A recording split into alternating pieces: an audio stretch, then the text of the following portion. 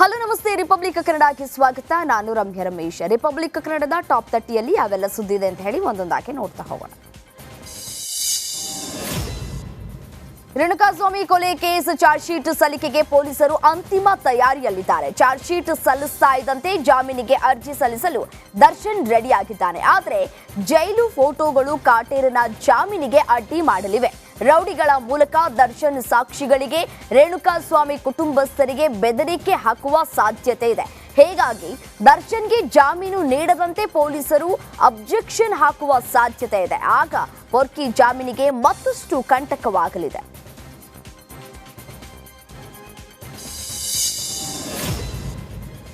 ಪರಪ್ಪನ ಅಗ್ರಹಾರದಲ್ಲಿ ದರ್ಶನ್ ನೋಡ್ಕೊಳ್ಳೋಕೆ 2 ಗ್ಯಾಂಗ್ಗಳು ಪೈಪೋಟಿಗೆ ಬಿದ್ದಿದ್ವು. ವಿಲ್ಸನ್ ಗಾರ್ಡನ್ನಾಗ ಸೈಕಲ್ ರವಿ ಗ್ಯಾಂಗ್ ಜಿದ್ದಾಜಿದ್ದಿಗೆ ಬಿದ್ದಿದ್ವು. ಜೈಲಿನಲ್ಲಿ ಇಬ್ಬರ ಜೊತೆಯೂ ಪೊರ್ಕಿ ಚೆನ್ನಾಗಿಯೇ ಇದ್ದ. ಒಮ್ಮೆ ವಿಲ್ಸನ್ ಗಾರ್ಡನ್ ನಾಗನ ಆತಿಥ್ಯ ಸ್ವೀಕರಿಸ್ತಾ ಇದ್ದ, ಮತ್ತೊಮ್ಮೆ ಸೈಕಲ್ ರವಿ ಹುಡುಗರ ರಾಜಾತಿಥ್ಯವನ್ನ ಪಡಿತಾ ಇದ್ದ. ನಾಗನ ಹುಡುಗ ವೇಲು ದರ್ಶನ್ಗೆ ಎಲ್ಲ ವ್ಯವಸ್ಥೆ ಮಾಡ್ತಾ ಇದ್ದ. ಇದೇ ವೇಳೆ ವೇಲು ದರ್ಶನ್ ನಮ್ ಜೊತೆ ಇದ್ದಾನೆ ಅಂತ ತೋರಿಸ್ಕೊಳ್ಳೋದಕ್ಕೆ ಒಂದು ಫೋಟೋವನ್ನ ತೆಗೆದಿದ್ದ.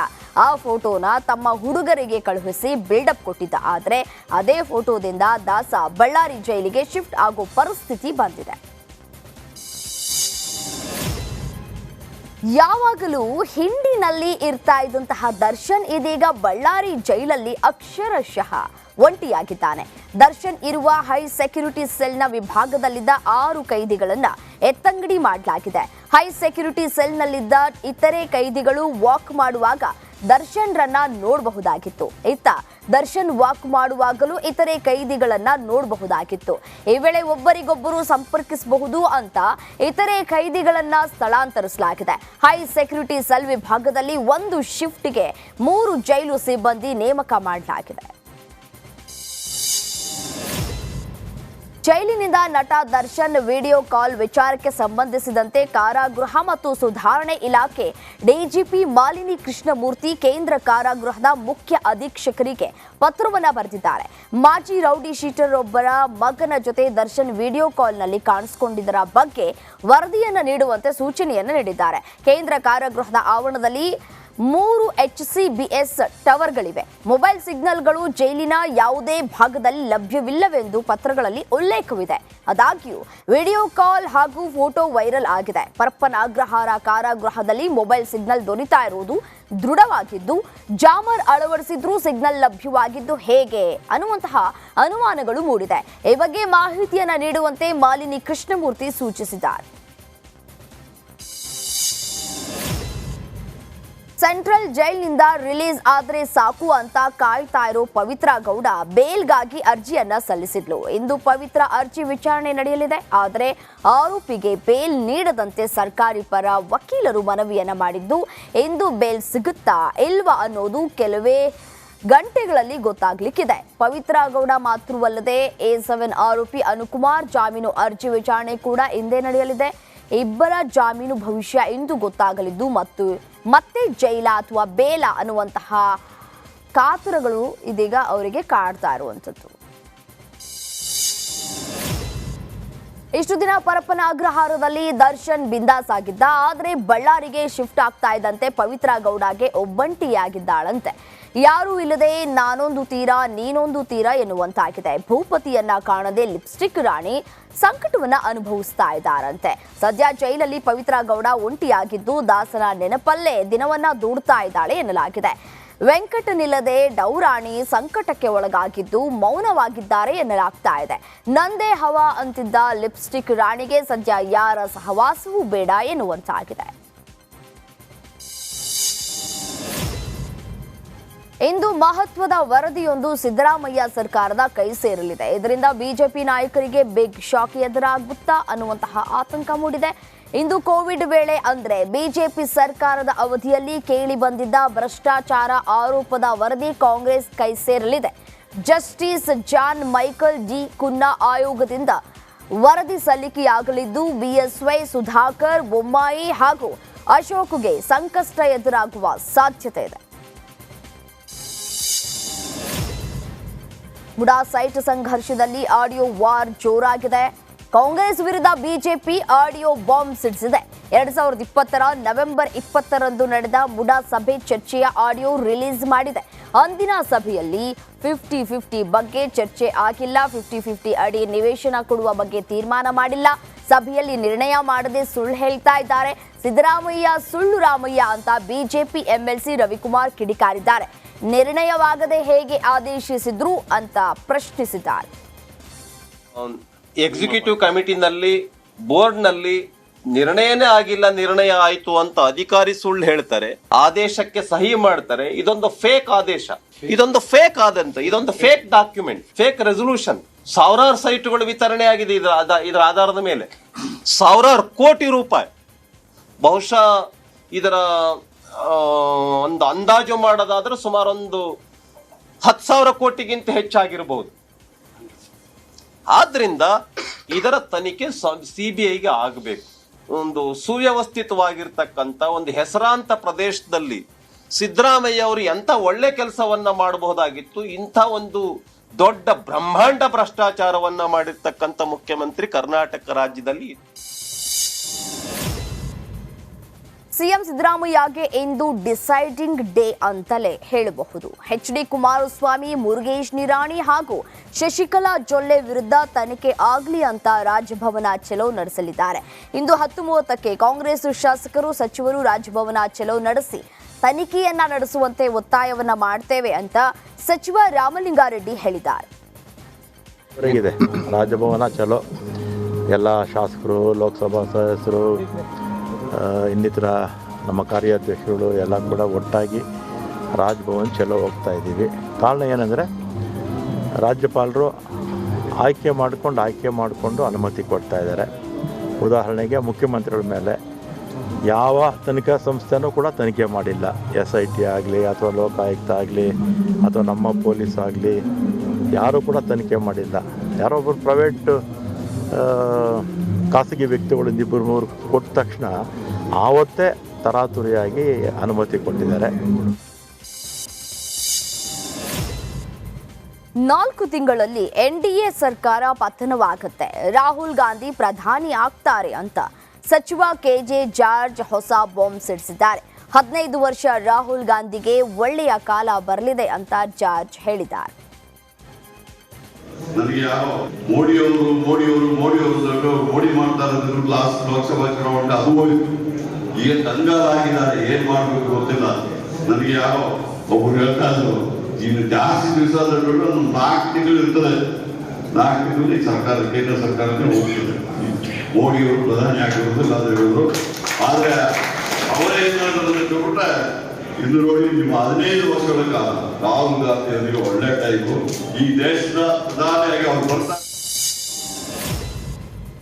ಚನ್ನಪಟ್ಟಣಕ್ಕೆ ನಾನೇ ಕ್ಯಾಂಡಿಡೇಟ್, ನಾನೇ ಗೆಲ್ಲೋದು ಎಂದಿರುವ DK ಶಿವಕುಮಾರ್ಗೆ ಆರ್ ಅಶೋಕ್ ತಿರುಗೇಟನ್ನ ಕೊಟ್ಟಿದ್ದಾರೆ. ಚನ್ನಪಟ್ಟಣಕ್ಕೆ ಹೋಗಿ ಕಿವಿ ಮೇಲೆ ಹೂ ಇಡಲು ಸಾಧ್ಯವಿಲ್ಲ. ಚನ್ನಪಟ್ಟಣ ಜನ ಜಾಣರಿದ್ದಾರೆ, ಜನ ಅವರ ನಾಟಕವನ್ನ ನೋಡಿದ್ದಾರೆ. DK ಶಿವಕುಮಾರ್ ವಿಸಿಟಿಂಗ್ ಡಾಕ್ಟರ್ ಇದ್ದಂಗೆ, ಚುನಾವಣೆ ಬಂದಾಗ ಮಾತ್ರ ಹೋಗ್ತಾರೆ, ವಿಸಿಟಿಂಗ್ ಡಾಕ್ಟರ್ ಆಪರೇಷನ್ ಇದ್ದಾಗ ಮಾತ್ರ ಹೋಗ್ತಾರಲ್ಲ ಹಾಗೆ ಅಂತ ಟಾಂಗ್ ಕೊಟ್ಟಿದ್ದಾರೆ.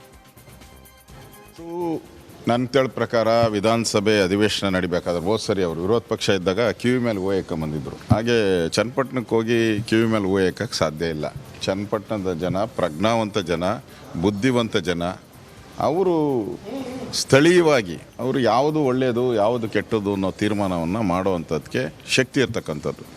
ಮಂಡ್ಯ ಬಗ್ಗೆನೂ ಹಂಗೆ ಹೇಳಿದ್ರು. ಮಂಡ್ಯ ಬಗ್ಗೆ ಏನು ಹೇಳಿದ್ರು, ಇವರು DK ಶಿವಕುಮಾರ್ ಅವರು ಇಲ್ಲಿ ಅವರಿಗೆ 2nd or 3rd ಪ್ಲೇಸ್ಗೆ ಹೋಗ್ತಾರೆ ಕುಮಾರಸ್ವಾಮಿ ಅವರು ಅಂದರು. ಕುಮಾರಸ್ವಾಮಿ ಅವರು ಹೋಗಿದ್ದು 2 ದಿನ ಪ್ರಚಾರಕ್ಕೆ, ಅಲ್ಲಿ 2 ದಿನ. ಆದರೆ ಅಲ್ಲಿ ಜಯ ಗಳಿಸಿರೋವಂಥದ್ದು ಕಾಂಗ್ರೆಸ್ ಅವರು ಧೂಳಿಪಟ ಆಗೋಗ್ಬಿಟ್ಟಿದ್ದಾರೆ. ಅಲ್ಲಿರೋ MLAಗಳೆಲ್ಲ ಕಾಂಗ್ರೆಸ್ ಅವರೇ, ಒಬ್ಬರು ಬಿಟ್ಟು. ಗೋಧೂಳಿ ಲಗ್ನದಲ್ಲಿ ಗಂಗೆ ಪೂಜೆ ನೆರವೇರಿಸಿದ ನಂತರ ಹನುಮಂತ ದೇವರನ್ನ ಮೈ ಮೇಲೆ ಆಹ್ವಾನ ಮಾಡಿಕೊಂಡು ಪಿಳ್ಳೆಮಟ್ಟಿ ಗುಡ್ಡದಲ್ಲಿ ಎತ್ತರ ಕಂಬವೇರಿ ಕಾರ್ಣಿಕ ನುಡಿತಾರೆ. ಈ ಬಾರಿ ಆಕಾಶ ಮೇಲೇರಿತ್ತು, ಸಿಡಿಲು ಸಿಡಿದೀತು, ಎಚ್ಚರ ಎನ್ನುವ ಕಾಣಿಕ ವಾಕ್ಯವಾಗಿದೆ. ಮುಂದಿನ ದಿನಗಳಲ್ಲಿ ಪ್ರಕೃತಿ ವಿಕೋಪಗಳು ಸಿಡಿಲು ರೂಪದಲ್ಲಿ ಭೂಮಿಗೆ ಬರಬಹುದು. ಆಕಾಶ ಮೇಲೆ ಹೋಗಿ ಸಿಡಿಲು ಬಡಿಯುತ್ತದೆ ಅಂದಿರುವುದರಿಂದ ಈ ಬಾರಿ ರೈತಾಪಿಗಳಿಗೆ ಹಿನ್ನಡೆಯಾಗುತ್ತದೆ.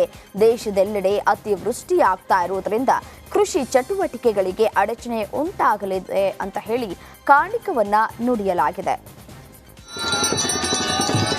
ಆಕಾಶ ಮೇಲೇರಿತು, ಸಿಡ್ಲು ಸಿಡೋತು, ಎಚ್ಚರಿಕೆ.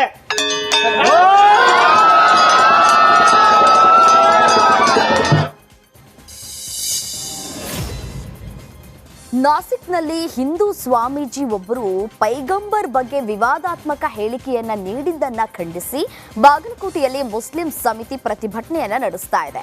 ಸ್ವಾಮೀಜಿ ರಾಮಗಿರಿ ಗುರು ನಾರಾಯಣಗಿರಿ ಮಹಾರಾಜರಿಂದ ವಿವಾದಾತ್ಮಕ ಹೇಳಿಕೆಗೆ ಭಾರಿ ವಿರೋಧ ವ್ಯಕ್ತವಾಗಿದೆ. ಬಾಗಲಕೋಟೆ ಡಿಸಿ ಕಚೇರಿಗೆ ಪ್ರತಿಭಟನೆ ಮೆರವಣಿಗೆ ಮೂಲಕ ಬಂದಂತಹ ಮುಸ್ಲಿಮರು ಕಚೇರಿ ಒಳಗೆ ನುಗ್ಗೋದಕ್ಕೆ ಯತ್ನಿಸಿದ್ರು. ಪೊಲೀಸರು ಗೇಟ್ ಹೊರಗೆ ಪ್ರತಿಭಟನಾಕಾರರನ್ನ ತಡೆದಿದ್ದಾರೆ. ಸ್ವಾಮೀಜಿ ಬಂಧನಕ್ಕೆ ಆಗ್ರಹಿಸಿ ಡಿಸಿ ಮೂಲಕ ರಾಷ್ಟ್ರಪತಿಗಳಿಗೆ ಮನವಿಯನ್ನ ಸಲ್ಲಿಸಿದ್ದಾರೆ.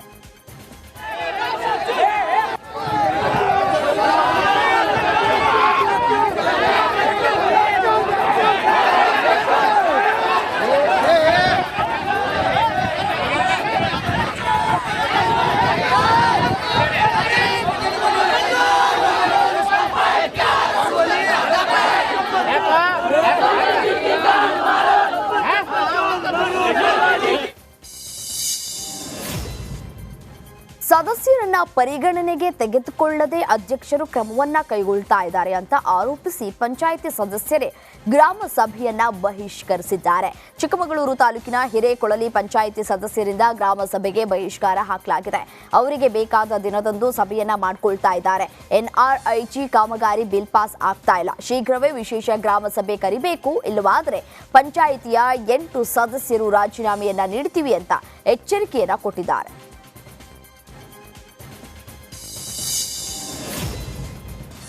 ಉತ್ತರ ಕನ್ನಡ ಜಿಲ್ಲೆಯ ಅಂಕೋಲದ ಕಂಚಿನ ಬಾಗಿಲು ಬಳಿ ಆಸಿಡ್ ತುಂಬಿದ ಟ್ಯಾಂಕರ್ ಪಲ್ಟಿಯಾಗಿದೆ.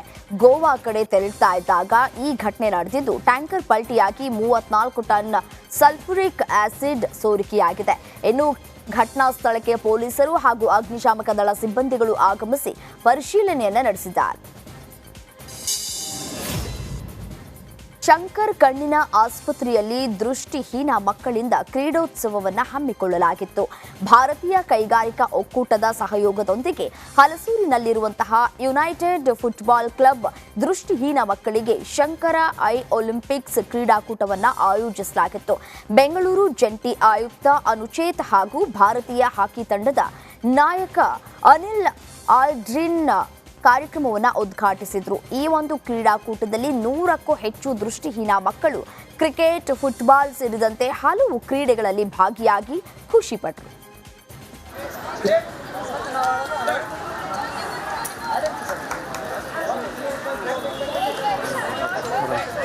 ಇದು ಆ್ಯಕ್ಚುಲಿ ನಾವು ಮಾಡುವ ಈ ಕಾರ್ಯಕ್ರಮದ ಉದ್ದೇಶ ಏನೆಂದರೆ, ಈಗ ನಾವು ಆಲ್ ಇಂಡಿಯಾ ಇದು 39th national eye donation fort night ಅಂತ ಮಾಡ್ತೀವಿ.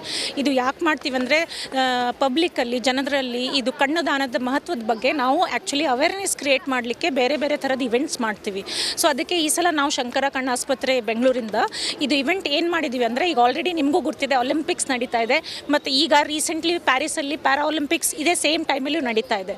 ಸೊ ನಾವು ವಿಜುವಲ್ ಇಂಪೇರ್ಡ್ ಅಂದರೆ ದೃಷ್ಟಿ ಒಂದು ಸ್ವಲ್ಪ ಕಮ್ಮಿ ಇದ್ದವರು, ಯಾರಿಗೆ ಕಣ್ಣು ಕಾಣಲ್ಲ, ಅವ್ರ ಸಲುವಾಗಿ ಇವತ್ತು ಇಲ್ಲಿ ಒಂದು ಕಣ್ಣು ಕಾಣೋರು ಅಂದರೆ ನಮ್ಮ ಸ್ಟೂಡೆಂಟ್ಸ್ ಯಾರಿಗೆ ಕಣ್ಣು ಕಾಣುತ್ತೆ ಪ್ಲಸ್ ಇವ್ರು ಯಾರಿಗೆ ಕಾಣಲ್ಲ ಎಲ್ಲ ಇನ್ಕ್ಲೂಡ್ ಮಾಡಿ ಇನ್ಕ್ಲೂಸಿವ್ ಸ್ಪೋರ್ಟ್ಸ್ ಅಂತ ಒಂದು ಒಲಿಂಪಿಕ್ಸ್ ಇವೆಂಟ್ ಅಂತ ಇವತ್ತು ನಾವು ಇದನ್ನು ನ್ಯಾಷನಲ್ ಐ ಡೊನೇಷನ್ ಅವೇರ್ನೆಸ್ ಒಳಗೆ ಈ ಪ್ರೋಗ್ರಾಮನ್ನು ಮಾಡಿದ್ದೀವಿ. ಇವತ್ತು ಕ್ರೀಡೆಗಳು ಅಂದರೆ ಗೌರಿ ಗಣೇಶ ಹಬ್ಬಕ್ಕೆ ನಗರ ಪೊಲೀಸ್ ಇಲಾಖೆ ಗೈಡ್ಲೈನ್ಸ್ ಬಿಡುಗಡೆ ಮಾಡಿದೆ. ಕಾರ್ಯಕ್ರಮದ ಆಯೋಜಕರು ಪಾಲಿಸಬೇಕಾದ ಕ್ರಮಗಳ ಬಗ್ಗೆ ಪೊಲೀಸ್ ಕಮಿಷನರ್ ಮಾಹಿತಿಯನ್ನ ನೀಡಿದ್ದು, ಸಾರ್ವಜನಿಕ ಸ್ಥಳದಲ್ಲಿ ಗಣೇಶ ಮೂರ್ತಿ ಸ್ಥಾಪಿಸಲು ಸ್ಥಳೀಯ ಪೊಲೀಸ್ ಠಾಣೆಯ ಅನುಮತಿಯನ್ನ ಪಡೆಯುವುದು ಕಡ್ಡಾಯ. ಅಲ್ಲದೆ ಸರ್ವಿಸ್ ರಸ್ತೆಗಳಲ್ಲಿ ಗಣೇಶ ಪ್ರತಿಷ್ಠಾಪಿಸುವಂತಿಲ್ಲ, ಬಲವಂತವಾಗಿ ಹಣ ವಸೂಲಿ ಮಾಡುವಂತಿಲ್ಲ ಅಂತ ತಿಳಿಸಿದ್ದಾರೆ. ಇದರ ಜೊತೆಗೆ ಗಣೇಶ ಹಬ್ಬದ ವೇಳೆ ಯಾವುದೇ ಅಹಿತಕರ ಘಟನೆಗಳು ನಡೆದ್ರೆ ಆಯೋಜಕರು ಜವಾಬ್ದಾರರು ಅಂತ ಪೊಲೀಸ್ ಇಲಾಖೆ ಹೇಳಿದೆ. ಮಂಕಿಪಾಕ್ಸ್ ಶಂಕಿತರ ಚಿಕಿತ್ಸೆಗೆ ಇಂದಿರಾನಗರದ ಸಾಂಕ್ರಾಮಿಕ ರೋಗಗಳ ಆಸ್ಪತ್ರೆಯಲ್ಲಿ ಸಿದ್ಧತೆಯನ್ನು ನಡೆಸಲಾಗ್ತಾ ಇದೆ. ಮಹಿಳಾ ಹಾಗೂ ಪುರುಷರಿಗೆ ಪ್ರತ್ಯೇಕ 20 ಬೆಡ್ ವ್ಯವಸ್ಥೆಯನ್ನ ಮಾಡಲಾಗಿದೆ. ಆರೋಗ್ಯ ಇಲಾಖೆ ಶಂಕಿತ ಮಾದರಿಗಳನ್ನು ಬಿಎಂಸಿ ಲ್ಯಾಬ್ಗೆ ಕಳುಹಿಸುವುದಕ್ಕೆ ಮುಂದಾಗಿದೆ. ಹಾಗೆಯೇ ಸೋಂಕಿತರನ್ನ 21 ದಿನಗಳ ಕಾಲ ಕ್ವಾರಂಟೈನ್ ಮಾಡುವುದಕ್ಕೆ ಮುಂದಾಗಿದ್ದಾರೆ. ಬೆಂಗಳೂರಿನಲ್ಲಿ ಮಳೆ ಮತ್ತೆ ಆಕ್ಟಿವ್ ಆಗಿದೆ. ನಗರದ ಹಲವೆಡೆ ಮಳೆಯಾಗಿದ್ದು ವಾಹನ ಸವಾರರು ಪರದಾಡಿದ್ದಾರೆ. ಸೆಪ್ಟೆಂಬರ್ 3ರವರೆಗೂ ಮಳೆ ಆರ್ಭಟ ಇರಲಿದೆ ಅಂತ ಹವಾಮಾನ ಇಲಾಖೆ ಎಚ್ಚರಿಕೆಯನ್ನ ನೀಡಿದೆ.